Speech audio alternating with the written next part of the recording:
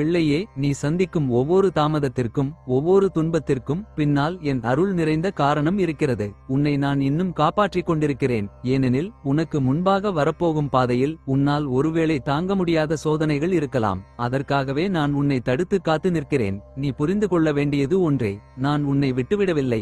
உனக்கென்று மிகச் சிறந்த ஒன்றை நான் தயாரித்து வைத்திருக்கிறேன். பொறுமை காக்கும் பிள்ளையை நான் கைவிட மாட்டேன். என்னை முழுமையாக நம்பு. இந்த உலகத்தில் எதுவுமே நிரந்தரம் இல்லை என்பதை மனதில் நிறுத்திக்கொள். உனக்கு துன்பம் தந்த சூழ்நிலைகளும் உன்னை வதைத்த மனிதர்களும் அனைத்துமே ஒருநாள் கடந்து போகும் நிழல்கள்தான். நீ நினைத்து வருந்தும் காயங்கள் உன் வாழ்க்கையை அழிக்க அல்ல, உன்னை வலிமையாக்க வந்தவை. நீ சந்தித்த எல்லா சோதனைகளையும் கடந்து வந்தபின் உனக்காக நான் வைத்திருக்கும் அதிர்ஷ்டம் உன் வாழ்வை ஒளிர வைக்கும். என் அரவணைப்பில் உனக்கு வலிமை கிடைக்கும். அந்த வலிமையிலிருந்து உனக்கு அறிவு பிறக்கும். அந்த அறிவிலிருந்து உனக்கு செல்வமும் சுகமும் பொழியும். ஆகையால் மனதை கலங்கவிடாதே பிள்ளையே. உன் கர்மவினை முடிய போகிறது என்றால் முருகனுடைய அருள் கடாட்சம் முழுவதுமாக உனக்கு நிறைந்திருக்கும். கர்ம வினை முடிந்துவிட்டது என்றால் போராடி ஒவ்வொரு காரியத்தையும் அடைய நினைத்த உனக்கு போராட்டமே இல்லாமல் தானாகவே நடக்க ஆரம்பிக்கும். சூழ்ச்சி செய்யும் மனிதர்கள் அருகில் இருந்தால் அவர்கள் முதலில் விலகுவார்கள். எதற்கெடுத்தாலும் பலவீனமாக தன்னையே நொந்து அழுது கொண்டிருக்கும் நபருக்கு மனம் அமைதியாகவும் நிம்மதியாகவும் நடப்பது எல்லாம் இறைவன் செயல் என்று தோன்றும். இறைநாட்டம் ஏற்படும். பிள்ளையே, உன் கடின உழைப்பின் பலன் கிடைக்கும் நேரம் வந்துவிட்டது. நீ எங்கு சென்றாலும் எந்த பணியையும் செய்தாலும் அதில் உன் நேர்மை ஒளி வீசுகிறது. அந்த ஒளியே உன்னை மேன்மையின் உச்சிக்கு அழைத்து செல்லும். நீ என்னை சரணடைந்த தருணம் முதலே உன் வாழ்க்கையில் மாற்றங்கள் தொடங்கிவிட்டன. நான் உன் வழியில் நன்மைக்கான சூழலை ஏற்படுத்தி வைத்துள்ளேன். இனி உன் எண்ணங்களில் எதிர்மறை இருக்க வேண்டாம். ஒவ்வொரு நிகழ்வையும் நிதானமாக கவனித்து நோக்கு. எல்லாம் உன் நன்மைக்காகவே நடக்கிறது என்பதை நீ காண்பாய். பிள்ளையே, உன்னை கரையேற்றுவது என் பொறுப்பு. நீ எவ்வளவு ஆழ்ந்த குழப்பத்தில் இருந்தாலும் நான் உன்னை உறுதியாக நிம்மதியின் கரைக்கு கொண்டு செல்வேன். இருள் சூழ்ந்த காலம் நீண்டதாக தோன்றலாம். ஆனால் நினைவில் கொள், அந்த இருளுக்கு பிறகு வெளிச்சமே வரும். அந்த வெளிச்சத்தை உனக்காக நான் கொண்டு வருவேன். அடுத்த வாய்ப்பு உனக்காகவே உருவாகி கொண்டிருக்கிறது. அந்த வாய்ப்பின் கதவுகள் திறக்கப் போகின்றன. நீ செய்ய வேண்டியது அதை நம்பிக்கையுடன் பிடித்து முன்னேறுவது மட்டுமே. உன் பிரார்த்தனைகள் அனைத்தும் என் கைகளில் வந்து சேர்ந்துவிட்டன. நான் அவற்றை ஏற்று உனக்கு பொருத்தமான நேரத்தில் ஆசீர்வாதமாக மாற்றுவேன். நீ நன்றி சொல்ல வரப்போகும் அந்த நாளே வருங்காலத்தின் துவக்கம். நான் உன்னோடு இருக்கையில் நீ எதற்கும் அஞ்ச வேண்டாம். நீ எதற்காக இவ்வளவு கலங்குகிறாய்? அப்படி எதுவும் கெட்டது நடந்து விடவில்லை. நீ கேட்ட அனைத்தையும் நான் அமைதியாக செய்து கொண்டிருக்கிறேன். ஒவ்வொரு நாளும் உன்னை உயர்த்துவதற்கு என்ன வழிகளோ அதை நான் உனக்கு தந்து கொண்டுதான் இருக்கிறேன். உன் வாழ்க்கை நீ விரும்பிய பாதையில் செல்லும் நேரம் நெருங்கி வருகிறது. அதை உனக்கான சரியான தருணத்தில் நான் கொண்டு வந்து தருவேன். அதற்கு முன் நீ தைரியமாக இருக்க வேண்டும். நான் ஒருபோதும் உன்னை கைவிட மாட்டேன். என் அருள், என் பாதுகாப்பு, என் ஆசீர்வாதம் இவை அனைத்தும் உன்னோடு எப்போதும் இருக்கும். நீ நம்பிக்கையோடும் தைரியத்தோடும் இரு. உன் கனவுகள் எல்லாம் என் அருளால் நனவாகும். பிள்ளையே, நீ எதிர்பார்க்காத இடங்களில் கூட உனக்கு சாதகமான பதில்கள் வந்து உன் மனதை மகிழ்ச்சியிலும் ஆச்சரியத்திலும் ஆழ்த்தும். இந்த நாளில் புதிய வாழ்க்கை மாற்றத்திற்கான விதை விதைக்கப்படும். அது தன்னம்பிக்கையால் நிரம்பும்.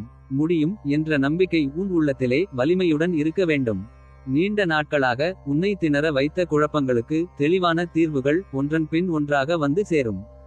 உன் வாழ்வின் ஒவ்வொரு படியிலும் நான் உனக்கு தேவையான சக்திகளை தருகிறேன். நம்பிக்கை கொள், நல்லதே நடக்கும்.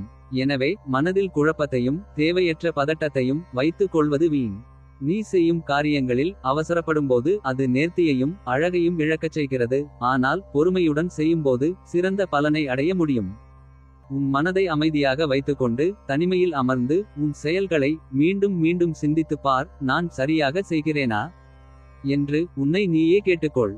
அந்த சிந்தனையில்தான் உன் வளர்ச்சியின் திறவுகோல் இருக்கிறது.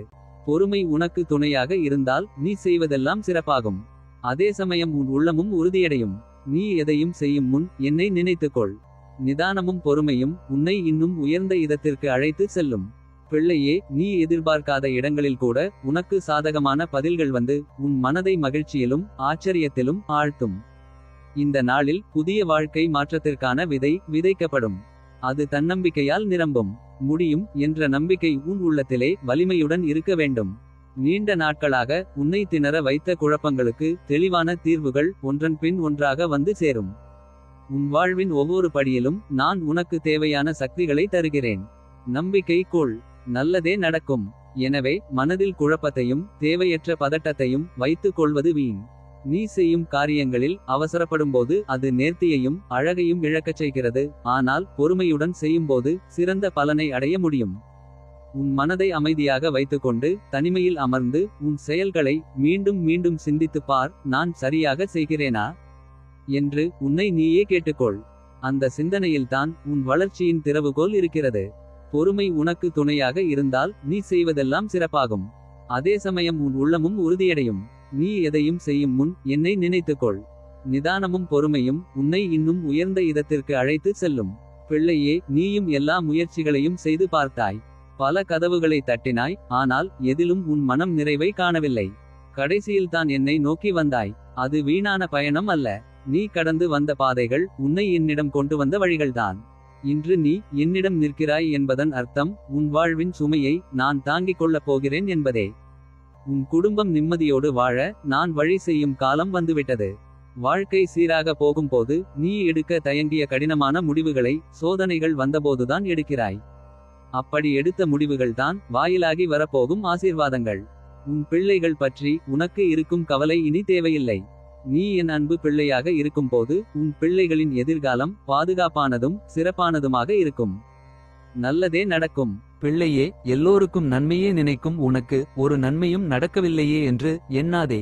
கடவுளை வணங்காதவர்கள் நன்றாக இருப்பதாக தோன்றுவது வெறும் மாயையே. அவர்கள் வினையை சேர்க்கிறார்கள், நீ வினையை தீர்க்கிறாய். உன் ஆன்மா நிரந்தர சந்தோஷத்தை நோக்கி நகர்கிறது. வருங்காலத்தில் எதுவும் உன்னை காயப்படுத்தாது. வேலைக்காக காத்திருக்கும் பிள்ளைகளே, அடுத்த மாதத்தில் நல்ல வேலை அமையும். உன் குடும்பத்தில் மகிழ்ச்சி பெருகும். அதற்கு மனதை அமைதியாக மகிழ்ச்சியாக வைத்துக்கொண்டு நேர்மறை எண்ணத்தோடு முயற்சிக்க வேண்டும். என்னை வணங்கி வினையை தீர்த்தவர்களுக்கு நீண்ட நாள் பிரார்த்தனை ஒன்றை நிறைவேற்றப் போகிறேன். மகிழ்வாக இரு.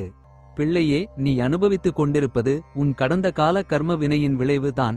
எந்த விதை விதைக்கப்பட்டதோ அதற்கான பலன் உன் வாழ்வில் இப்போது வெளிப்படுகிறது.